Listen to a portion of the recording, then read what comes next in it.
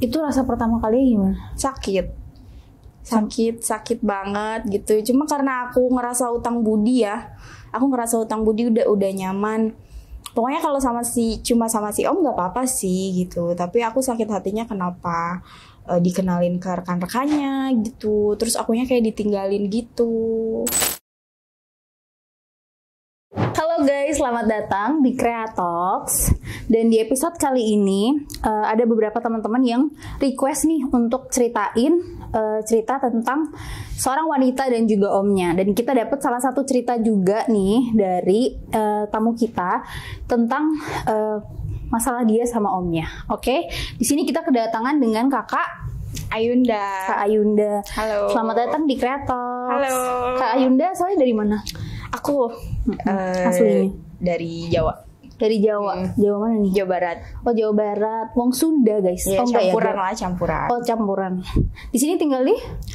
Tinggal di Jakarta Pusat. Oh, di Jakarta Pusat. Kesibukannya apa, Kak? Kesibukannya kerja aja, modeling juga, terus marketing juga. Model apa tuh? Majalah? Iya, model dewasa. Model dewasa tapi kerja juga. Kerjanya sebagai marketing. Oh, marketing. Promotor gitu. Oh, oke. Berarti udah berapa lama tuh Kak kerja? Udah 6 tahunan adalah Kak. Oh, lama juga ya. Berarti sebagai model juga? Iya. 6 tahun itu? Model ya 5 tahun ada. Model dari sekolah sih. Dari lulus sekolah justru model dulu. Modeling dulu. Terus kan kalau misalnya model itu ada beberapa nih orang yang kalau misalnya suka model, terus dia mendalami model nih. Terus untuk milih biasanya jadi model-model majalah. Nah kalau Kakak biasanya model promotor dulu, kayak promo produk gitu, model produk gitu. Tergantung akunya. Kalau emang lagi ada konsep yang ekstrim gitu, kayak model-model dewasa ya, kalau mau ambil gitu. Tapi berarti Kakak nggak mau yang benar-benar fokus buat jadi model? Tetap enggak. Karena aku suka aja hobi di model. Terus banyak job model juga aku ambil. Tapi kerja tetap ada juga. Kerja tetap jadi marketing lah. Berarti emang tidak apa sih namanya? Nggak mendalami banget. Oke. Nah, Kak Ayunda ini kan kirimin cerita ke kita tentang cerita Kakak sama omnya Kakak. Iya. Nah, boleh dong Kak diceritain awalnya gimana sih bisa tinggal sama om itu? Aku cerita dari kecil dulu ya. Dari kecil kan kecilnya itu kan aku nggak di Jakarta ya kayak. Posisi itu nggak dirawat sama orang tua aku gitu kan. Mereka kan sibuk kerja. Jadi aku sama nenek tuh dari sekolah SD sampai SMP tuh sama nenek ya kan. Sama nenek ya kita serumah itu cuma tinggal berdua kan. Kadang kan nenek juga nggak standby ada di rumah gitu. Di situ kan pasti posisinya di samping-samping rumah kan kayak ada saudara-saudara, sepupu, ada om gitu, ada tante. Oke. Nah terus menginjak aku usia pokoknya masih SD kelas 3 apa kelas 4 gitu. Selang waktu beberapa tahun di situ aku deket sih sama om aku kan, om dari papa gitu. Dia awalnya baik banget karena memperlakukan aku udah kayak anaknya sendiri. Mungkin karena aku kangen sosok papa juga kali ya, gitu. Jadi dia yang selalu manjain aku, yang ngertiin aku. Terus physical touch-nya tuh kena gitu deh aku. Jadi ngerasa ada sosok bapak. Dari aku kecil sampai aku dewasa gitu kan. Nah.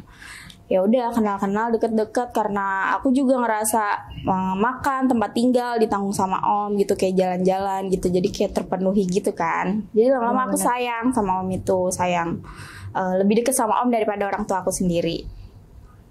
Terus sampai ada suatu momen aku pas umur 16 tahun itu karena aku udah deket udah nyaman ya. Jadi diajak atau dipeluk-peluk gitu kan udah deket udah nyaman udah nggak malu dong merasa kayak bapak gue gitu kan udah kayak bapak gue udah manja deh gitu. Akhirnya pada usia 16 tahun itu aku kan ulang tahun tuh Kak ya, aku ulang tahun. Ini aku singkat cerita aja ya. Aku ulang tahun terus om itu ngasih surprise gitu. Dia mau ngasih surprise katanya. Ya udah diajak lah diajak tuh udah di mobil kan. Aku nggak tahu, aku nggak nanya kemana karena pasti diajak seneng nih gitu Kak. Terus dia kasih aku kado. Pas aku buka ternyata itu baju seksi. Baju seksi? Iya. Itu omnya sendiri yang ngasih atau yang kayak Ditaro atau bener-bener dia kayak ngasih langsung? Ditaruh di kado gitu. Oh, sebagai kado bener-bener kelihatan ini kadonya gitu kan. Ya namanya bocah ya, dikasih kayak gitu kan terima-terima aja, pikirnya oh baju. Nah om langsung nyuruh pakai sekarang katanya gitu. Karena aku pikir bajunya bagus, cantik gitu. Ya udah aku pakai. Pas sudah pakai baju itu si omnya langsung iya cantik ya gitu, kayak gimana sih, langsung peluk aku, cium aku gitu. Lama-lama kok ini kayak udah berlebihan gitu, dari yang tadinya aku nggak ngerti soal seks jadi lama-lama nyaman juga sama si om gitu. Jadi bener-bener awal tahu rasa sayang terus physical touch itu berarti dari si om ini? Iya, dari si om. Oke. Berarti sebelumnya itu dari kakak, berarti kan dari SD sampai sekitar yang SMP itu kakak punya pacar gak?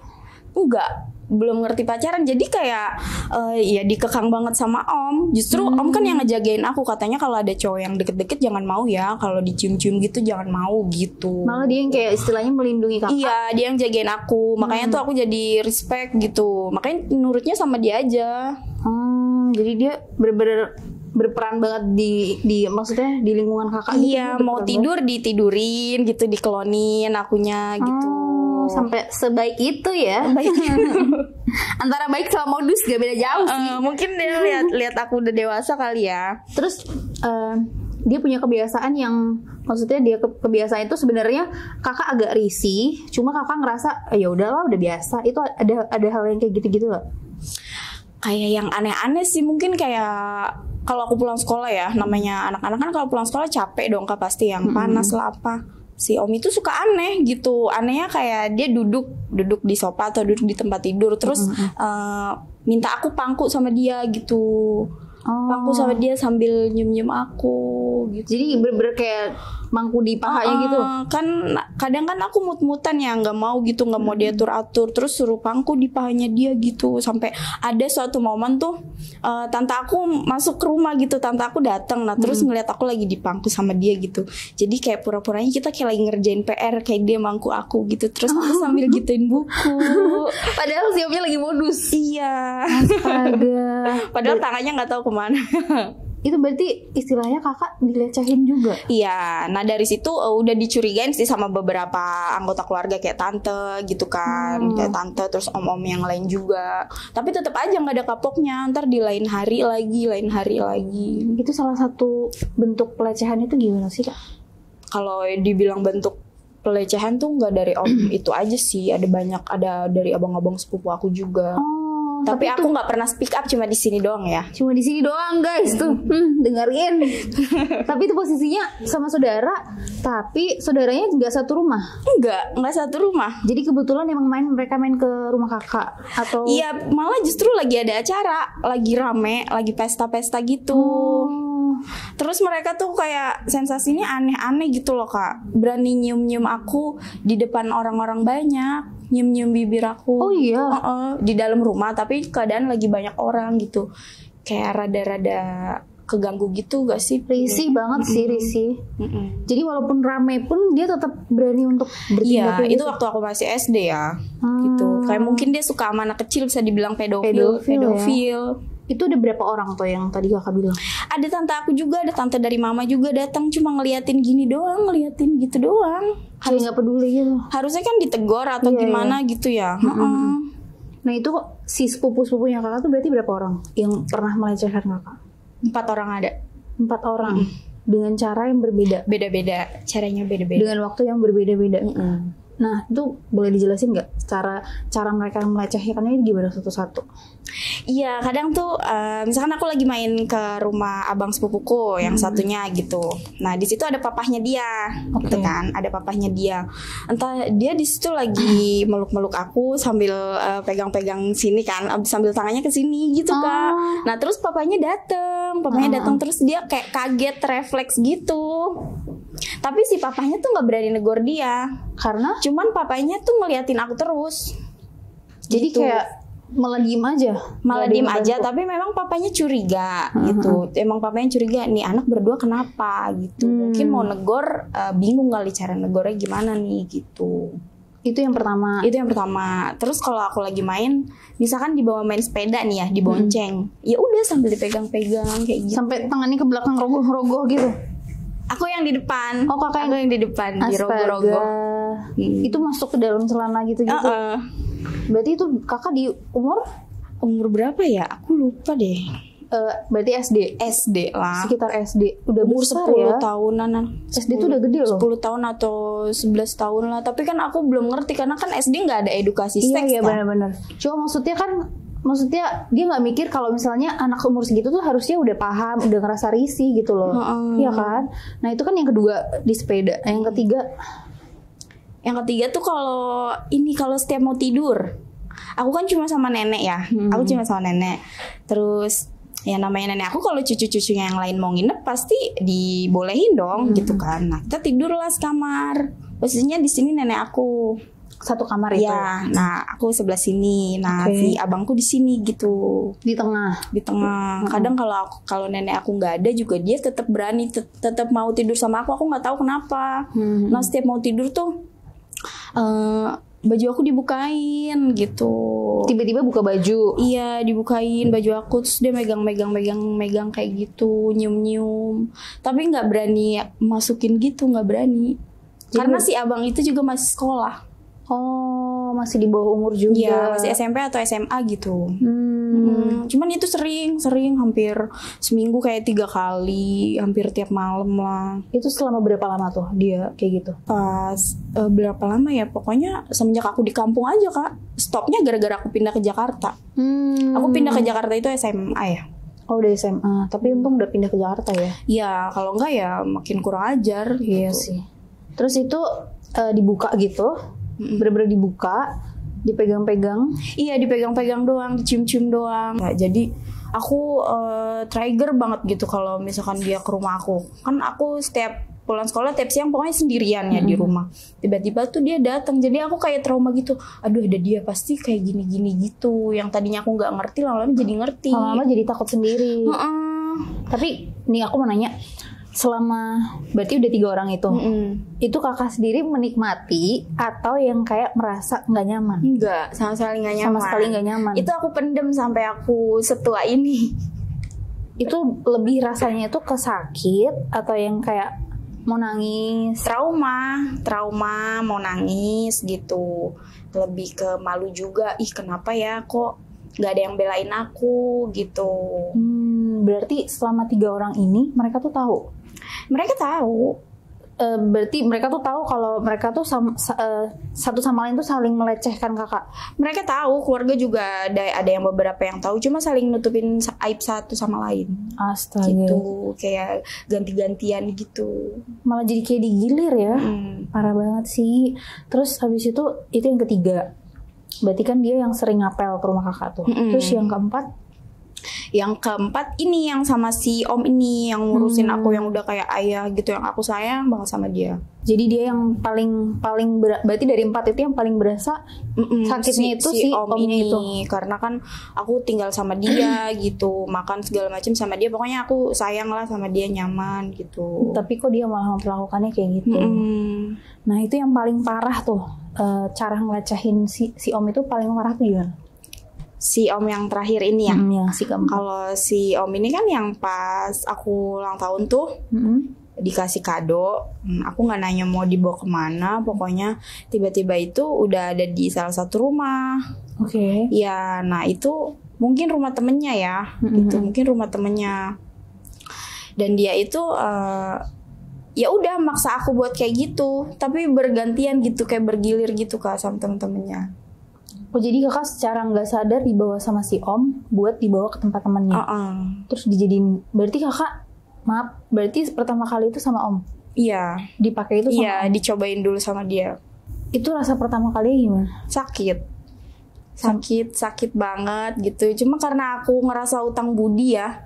Aku ngerasa utang budi udah nyaman.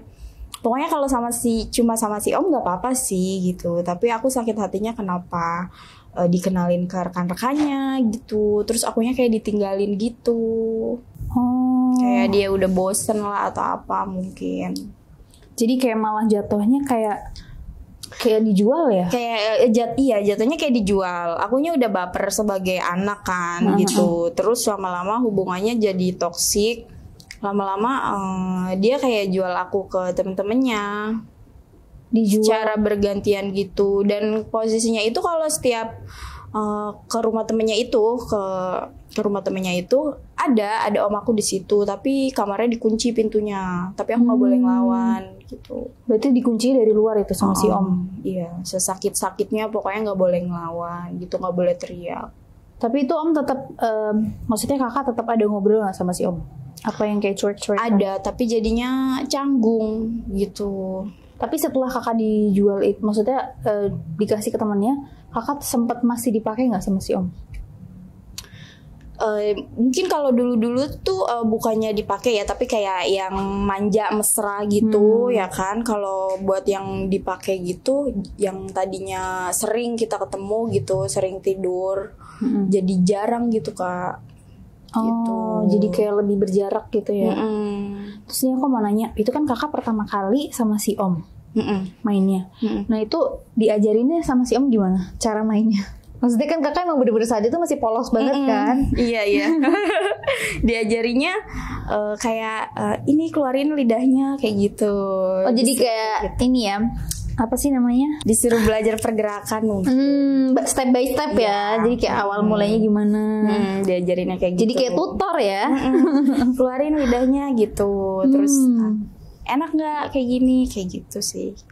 Oke. Terus selama berapa lama tuh kakak main sama si om? Berapa lama? Dari SD sama SMP aja sih. Ya itu kan mainnya berarti kan secara pegang-pegangan. Setelah 16 tahun gitu, mainnya pegang-pegangan karena di situ udah ini juga kan, akunya udah baper gitu. Aku udah baper, tapi aku sakit hati juga. Udah baper, udah sakit hati gitu. Tapi berarti ada ngerasa enaknya nggak tuh main sama si om? Nggak tahu, nggak ngerti, nggak menikmati bahwa itu enak. Jadi ya nurut aja gitu. Jadi kan maksudnya secara setahu aku ya, misalnya kalau orang berseksual itu kan karena ada gairah, suka. Nah kakak lebih yang kemana? Takut? Karena diancam sih Kak. Jadi gini, pokoknya mau sakit mau enggak, aku harus diem gitu. Jadi kakak lebih ke diem, lebih ke nurut gitu. Apa sih enaknya ya? Mungkin mereka enak ya, gitu. Mungkin mereka enak, tapi di akunya apa sih enaknya gitu. Pas sekarang aja aku baru ngerasain rasanya enak. Karena udah dewasa, udah punya pasangan. Tapi kan kalau di saat itu masih kecil, masih belum tahu apa-apa, masih kecil. Terus itu kan dikasih kado, terus ternyata dijebak jatuhnya kan. Terus juga malah dijual sama si omnya. Dijualnya itu aja sampai istilahnya kayak dikunci dari dalam. Itu selama berapa lama? Itu selama berapa lama ya? Berapa bulan? Ada sekitar 6 bulanan gitu loh. 5 sampai 6 bulan. Itu berarti jatuhnya temannya si om kayak rekomendasiin gitu-gitu, atau yang kakak bener-bener kayak nggak tahu datang terus jadi kayak kakak bener-bener nggak tahu nih orangnya siapa? Iya, aku bener-bener nggak tahu gitu. Kirain kan kalau di bawah itu ya udah kita silaturahmi aja, main ke rumah saudara yang ini. Itu bukan temen, jadi jatuhnya kayak masih saudara juga Kak. Oke. Gitu. Jadi satu keluarga itu, satu lingkup saudara tuh begitu kayak bergilir-gilir gitu. Jadi jatuhnya aku trauma gitu. Itu parah banget sih. Nah, karena kita kalau ada acara apa-apa pasti sama keluarga kan? Iya benar-benar. Pasti apa-apa keluarganya ke keluarga. Benar-benar. Berarti hubungan kakak kalau sampai sekarang sama saudara gimana? Karena trauma itu. Pokoknya yang saudara-saudara aku yang ngelakuin itu, aku kan masih hafal banget ya muka-mukanya gitu. Tapi kan aku juga jaga image keluarga. Ya udah, kalau ngeliatin tuh kalau kita sama-sama face to face kayak orang sama-sama malu. Gitu. Dianya nggak ada niat. Dianya pura-pura lupa, dianya juga dia pura-pura lupa gitu. Terus akunya juga kayak kesel gitu. Jadi kakak maksudnya bener-bener nggak ada yang tahu kalau kakak tuh sebenarnya gue tuh trauma lo gara-gara lo gitu, nggak ada yang tahu? Ada beberapa yang tahu gitu, kayak tante, kayak om, cuman nggak ada yang negor. Sampai om aku tuh sampai udah almarhum juga, sampai udah almarhum mungkin nggak berani negor gitu. Iya, karena itu dia satu ada. Keluarga ya, di keluarga sendiri orang yang paling kita percaya yang malah nyakitin kita sendiri ya. Berarti itu bener-bener kalau kumpul keluarga pun kakak nggak pernah ngobrol. Iya, paling kayak cuma bercanda-bercandaan gitu doang, kayak gitu. Ya udah aku diem aja. Terus karena mereka setiap ngelakuin itu mereka selalu ngancam gini, jangan bilang-bilang sama mama ya gitu. Jangan bilang-bilang sama siapa-siapa kayak gitu. Ada yang sambil nonton bokep. Oh, pas lagi eksekusi itu Iya. jatuhnya. Pas lagi melecehkan kakak dia nonton bokep. Jadi kan yang akunya nggak tahu, akunya nggak ngerti jadi tahu gitu. Jadi ngelihat ya. Oh, ternyata perilakunya ngikutin video yang kayak gitu, kayak gitu. Berarti itu kakak udah mulai paham banget itu adalah perilaku seksual gitu yang menyimpang itu di kelas berapa? Di umur berapa? Pas aku paham banget itu pas aku SMA. Pas sudah pindah? Iya, pas sudah pindah aku inget-inget, oh iya ternyata mereka kurang ajar ya gitu. Oh, berarti nyadarnya belakangan? Iya, karena kan sama sekali sama orang tua aku nggak diajarin, sama orang tua aku jauh gitu kan. Jadi nggak ada kasih sayang, dan di SD SMP itu kan kita nggak ada edukasi soal seks kan. Nggak ada teman yang sekitar. Pas yang udah SMA udah ngerti. Oh berarti gue dilecehin selama ini gitu. Terus kakak sempet cerita nggak tuh sama teman-teman yang SMA? Enggak. Bener-bener ditutupin? Ini cuma di sini doang. Bener-bener nggak ada yang tahu? Nggak ada. Keluarga juga nggak ada yang tahu. Biar tahu lu keluarganya lu. Sengaja aku buka di sini. Bagus lu, biar pada sadar lo keluarga emang jahat banget. Parah banget sih Ya itu. pokoknya pelajarannya jangan pernah ninggalin anak perempuan sendirian di rumah gitu dalam waktu yang lama, jangan pernah gitu. Karena anggota keluarga juga nggak semuanya baik, ada aja.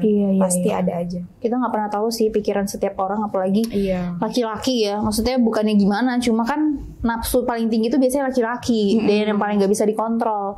Sampai-sampai anak kecil aja di zaman SD aja udah dilecehin, itu parah banget sih menurut aku. Banyak sekarang anak-anak SD yang udah pada hamil. Iya benar-benar. Kasian kan. Tapi maksudnya puji Tuhannya kakak walaupun dilecehin tuh sekarang pun Tuhan masih selamatin aku. Betul. Gitu. Terus orang tua aku juga kan pada dasar orang tua pasti sayang ya gitu. Orang tua bawa aku gitu. Tapi sama orang tua aku juga aku nggak cerita. Oh, orang tua juga nggak tahu? Nggak cerita, tapi papa bilang katanya kamu kalau ada yang macam-macam sama kamu, kalau ada yang kurang ajar, yang begini-gini kamu bilang ya sama papa, katanya gitu. Itu kata-kata itu doang yang aku ingat sampai sekarang. Tapi aku nggak berani bilang, nggak berani sebutin namanya gitu. Kenapa? Karena aku mau keluarga aku baik-baik aja. Tapi kan kakak sendiri tidak merasa baik-baik. Maksudnya mental kakak nggak baik, perasaannya juga jadi nggak baik. Lebih ke malu sih kak, lebih ke malu gitu. Nanti kan papa aku yang malu gitu kan. Aku mikirnya gitu. Tapi kakak sendiri berapa bersaudara? Aku 3. Cewek semua? Enggak, aku cewek satu-satunya. Adik aku 2 cowok. Itu kakak juga nggak berani cerita? Enggak. Bener-bener ditutupin itu. Berarti kakak walaupun dilecehin tetap menjaga nama keluarga. Sebenarnya serba salah ya. Serba salah, karena kan kita mau buka juga yang lecehin keluarga. Mau ngadu ke orang tua juga takutnya ntar hubungannya jadi nggak baik gitu sama saudara. Karena kan kalau ada apa-apa kan pasti kita sama saudara, sama keluarga gitu. Aku cuma ngejaga itu aja sih. Tapi maaf, berarti orang tua masih lengkap sekarang? Masih lengkap. Tapi emang bener-bener nggak mau bakalan cerita nggak sih di maksudnya suatu saat bakalan cerita nggak? Atau mungkin nanti kalau misalnya orang tuanya nonton gitu kan? Tapi kalau emang nggak nonton dan tiba-tiba kakak ada keinginan buat ngasih tahu nggak? Nggak, udah nggak ada keinginan karena ya udahlah, udah berlalu gitu. Tapi kan kakak masih trauma kan? Iya, masih trauma sampai sekarang. Gitu. Mungkin saudara kakak mikirnya kayak masih kecil dia nggak bakal inget gitu kan? Iya gitu. Ya udahlah masih kecil, ancam aja gitu, atau kasih uang aja kayak gitu. Tapi dulu nggak pernah ada yang ngasih uang sih. Walaupun digituin. Iya. Dan aku juga nggak ngerti ya. Iya sih. Iya. Kan harusnya kasih kayak iming-iming permen. Oh iya, nih kakak kasih permen nih, kita ngapain gitu biar aku nurut gitu kan. Nggak ada. Enggak. Udah ngeliatin anak kecil, nggak modal lagi. Aduh, modal dikit dong mas, mohon maaf nih. Terus kakak pernah nggak sih coba kabur dari lingkup itu? Iya sering, cuma karena lingkupnya masih begitu-gitu aja ya, jadi dia ganti hari lagi gitu. Di mana ada kesempatan aja gitu. Aku tuh udah berkali-kali alasan, aku bilang aku mau ngerjain tugas, aku ada kerja kelompok gitu. Tetap aja. tetap aja. Jadi kayak udah terjadwal gitu, kayak udah kebiasaan. Oh, jadi kalau misalnya Jadi gini loh, aku dilecehin sama abang sepupu aku yang satu. Nah, aku kabur ke saudaraku yang lain. Nah, di saudaraku juga di situ ternyata aku dilecehin. Kayak gitu aja udah. Alurnya. Separah itu ya? Aku di rumah takut nih ya kan. Aku mainlah ke saudara aku yang lain gitu. Nah, di rumah itu ternyata lebih parah. Cara ngelecehinnya malah lebih parah. Ngelecehin lebih parah gitu. Pindah ke sini juga dilecehin lagi. Iya, malah kadang sampai ketahuan mamanya, ada yang sampai ketahuan papahnya gitu. Tapi orang tuanya juga diem aja. Orang tuanya mikirnya, ya udahlah anak-anak gitu. Makanya perlu banget yang namanya orang tua itu melindungi anaknya mereka. Karena ya itu tadi nggak pernah tahu mereka pun melakukan apa buat seorang anak ke anak itu, nggak ada yang tahu perilakunya. Oke, terus aku mau tanya, itu kan kakak dikasih kado, terus dijual, terus istilahnya bukan dijual ya, maksudnya digilir. Itu perasaannya kakak gimana? Perasaan aku waktu itu, kenapa sih kok kayak gini? Aku pikir kan cuma om aja satu-satunya kan, dia yang ngejagain aku, dia yang gak ngizinin aku buat dipegang-pegang sama orang gitu. Kok ternyata dia sejahat itu gitu. Maksudnya apa? Aku lebih ke baper sih, lebih ke sakit hati gitu. Jadi kayak kehilangan, udah gak ada lagi sosok figur ayah sekarang gitu. Justru dia yang paling jahat. Malah dia yang paling benar-benar istilahnya menyakitkan. Itu berarti kan udah kurang lebih sampai berapa tadi, 5 bulan? Iya. Sampai segitu. Nah itu kakak ada coba untuk kabur nggak dari si omnya ini? Iya, aku coba untuk kabur. Terus kan kenal tuh beberapa temennya dia, rekannya dia kan. Kalau yang lain kan cuman ngancem-ngancem aja, kamu jangan bilang-bilang ya, kamu diem ya gitu kan. Tapi ada satu orang yang aku tuh sempet nangis gitu, nggak mau digituin, tapi aku nangis karena saking udah capek terlalu sering ya. Nggak mau dipaksa-paksa. Nah dia nanya, kamu kenapa nangis gitu, dan aku ngerasa kayak dia doang nih yang peduli sama aku gitu. Akhirnya aku minta perlindungan sama dia. Aku buka semuanya ke dia gitu. Akhirnya dia yang jagain aku, yang selamatin aku gitu. Berarti lebih ceritanya itu ke sebenarnya gue terpaksa nih kayak gini. Oh dia sempat nanya kayak, kamu kenapa? Iya, kamu kenapa nangis gitu. Dia sempat ada nanya yang kayak, kamu kenapa mau istilahnya masih sekecil tapi kok udah mau istilahnya dipakai gitu. Iya, dia nanya kayak gitu. Akhirnya aku ceritain lah, nih awalnya kayak gini-gini gitu. Aku merasa kayak utang budi gitu loh sama si om gitu. Nah terus dia kasihan kan, lama-lama dia kasihan. Akhirnya dari kasihan itu ya kita ngejalin hubungannya yang spesial. Jadi emang kamu pura-pura aja lah ya om, tapi ternyata kalau di kamar tuh kalian ngobrol ya. Oh, jatuhnya jadi kayak deket tapi si omnya nggak tahu. Iya, jadi kayak temen gitu loh. Karena emang itu satu-satunya cara kamu bisa deket sama orang. Iya ya kan. Soalnya kalau misalnya kamu pacaran pun om kamu pasti tahu. Iya, pasti nggak bolehin. Jadi emang ya udahlah kalau misalnya dijodohin sama dia, kamu kayak alhamdulillah gitu kan, ketemu lagi. Terus sampai di titik mana akhirnya kamu ngerasa mau jauh dari si om? Sampai di titik apa ya? Itu yang ketemu sama temennya itu. Akhirnya mungkin pikiran aku dibuka kali sama dia ya. Udah lebih baik jauhin atau gimana gitu. Kamu jauhin, nanti lama-lama dibantuin sama dia. Kalau misalkan lagi ada pemaksaan gitu, aku harus kesini gitu, disuruh sama si om. Nah temennya itu, si orang itu dia yang bilang, udah si Ai sama aku aja kayak gitu loh. Jadi tahu-tahu kita pergi kemana. Oh, jadi dia tetap izin ke omnya kakak. Jadi dia yang lebih sering bawa aku keluar. Oke, jadi dia malah yang gantian treat kakak baik. Nah, terus aku kan rindu sama sosok ayah ya.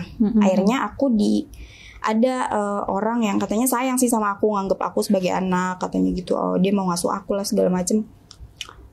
Ngasuh aku segala macem, tapi endingnya begitu juga, dilecehkan juga gitu. Oh, tetap dilecehin.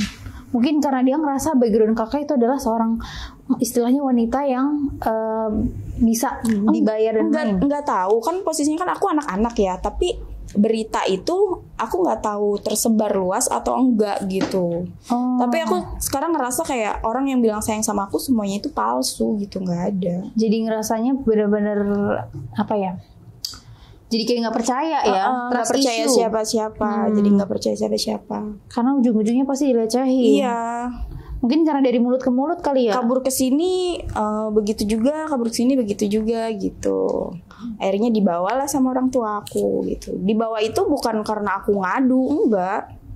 Tapi karena faktor pendidikan ya, aku harus pindah gitu. Aku harus ngikutin papa. Tapi dari situ aku bersyukur sih, Kak. Iya sih. Jadi terlepas ya. Jadi bersyukur. Berarti itu dari Jakarta Barat, dari Jawa Barat itu, kampung kakak. Pindah.